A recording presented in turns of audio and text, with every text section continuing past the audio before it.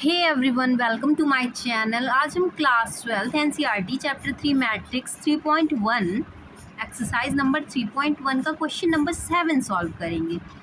तो हमारा क्वेश्चन क्या दिया है, ये हमारा क्वेश्चन दिया है, मैट्रिक्स हमें दिया है, हमें a b c and d from the equation इसकी वैल्यू फाइंड करनी है। अब हम गिवन वैल्यू से इक्वेशन बना लेंगे। तो हमें दिया है a minus b is equal to -1 हो जाएगा, क्योंकि a11 इस साइड का a11 नेक्स्ट इक्वेशन के इधर वाले साइड के a11 के इक्वल हो जाएगा। फिर उसके बाद ये हमारा फर्स्ट इक्वेशन बन गया। अब second equation 2a minus b is equal to 0 से बन जाएगा। अब बेसिकली यहाँ से हम इस वाली इक्वेशन से 2a माइनस बी से b की वैल्यू निकाल लेंगे, जो कि आ जाएगी 2a। अब हम लोग ये हमारे पास जो सेकेंड इक्वेशन का आया है वैल्यू b की, अब इसको हम लोग फर्स्ट इक्वेशन में पुट करेंगे। तो फर्स्ट इक्वेशन था a minus b is equal to -1। अब हम लोग b की जगह 2a पुट करेंगे, तो a minus 2a is equal to -1, फिर minus a is equal to -1, यहाँ तक आ जाएगा, माइनस से माइनस यहाँ कट जाएगा। अब हमारा a का वैल्यू 1 आ गया। हमारे पास सेकेंड इक्वेशन में b is equal to 2a था, तो अब b की जगह b is equal to 2a था, अब a की जगह 1 पुट कर देंगे। तो from second equation b is equal to 2a, a की जगह 1 पुट करने पे b की वैल्यू 2 आ जाएगी।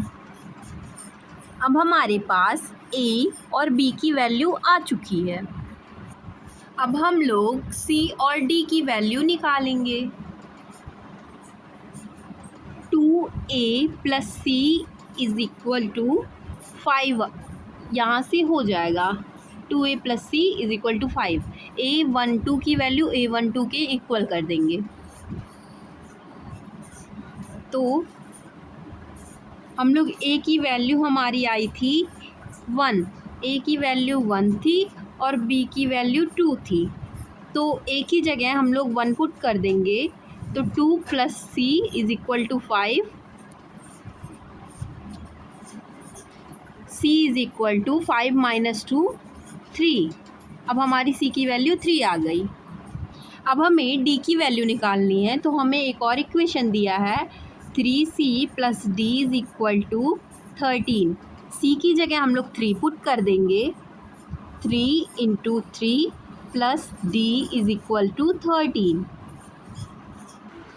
हमारा 3 3 जा 9 यहाँ हो जाएगा, plus d is equal to 13। अब d is equal to 13 minus 9, जो कि होता है 4। तो अब हमें a b c d की वैल्यू मिल चुकी है। सो आई होप आपको ये क्वेश्चन क्लियर हो गया होगा। एक बार मैं यहाँ लिख देती हूँ value. a is equal to हमारा आया था 1, b is equal to 2, c is equal to 3 and d is equal to 4। I hope आपको ये क्वेश्चन क्लियर हो गया होगा। Thank you for watching.